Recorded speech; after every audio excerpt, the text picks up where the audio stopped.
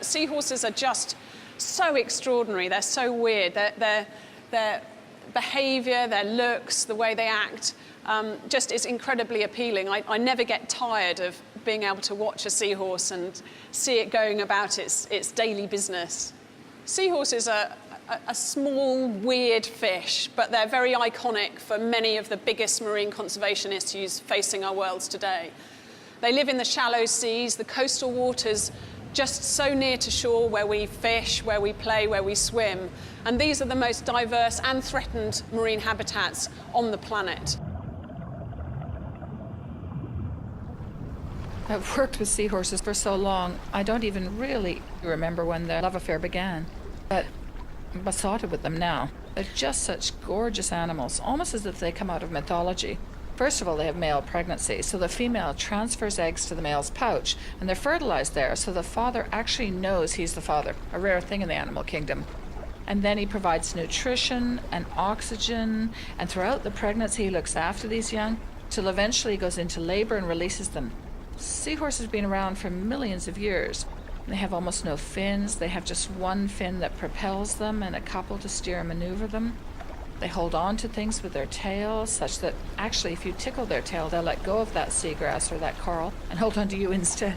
I'm fond of saying they're the only fish that holds your hand.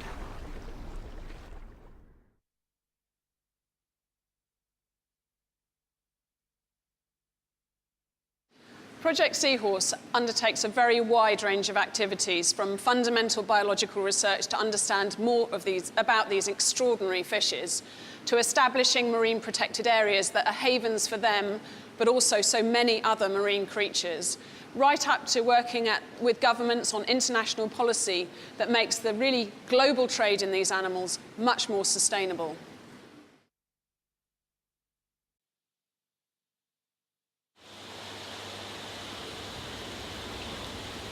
Project Seahorse coming here and all of the work that they've done that made me curious about this species. They have some kind of mysticism around them, a face that looks like a horse, and then another part of their body that mainly has nothing to do with the normal fish that we know. The ria is quite big. It goes from Tavira, which is the west part of the south coast of Portugal, and goes up to Ancão, which is next to Praia de Faro. Seahorses are really decreasing in numbers. That is a huge concern because they occupy a specific niche inside the ria. We found a huge reduction in number, was about 85% for Hippocampus gutulatus, which is a long-snouted seahorse, and about 56% for the other species that occur here, Hippocampus. Habitat loss due to dredging, because the ria has a huge human impact here. There are fisheries going on inside the ria. They won't release the seahorses back to the wild, so they end up dying on the nets. So habitat loss is one of, in my opinion, the biggest concerns here in the ria.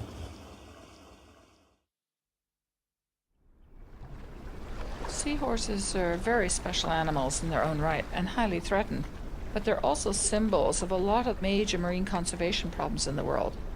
They live in some of the world's most threatened habitats: seagrasses, mangroves, coral reefs, estuaries, kelp beds.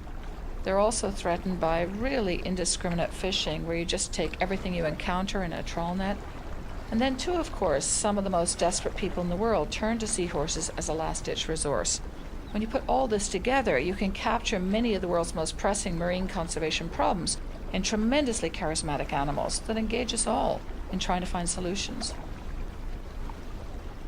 Everybody can get involved in seahorse conservation, whether you're keeping seahorses at home as pets and being very, very careful about which ones you choose, to being equally careful about using them in medicine.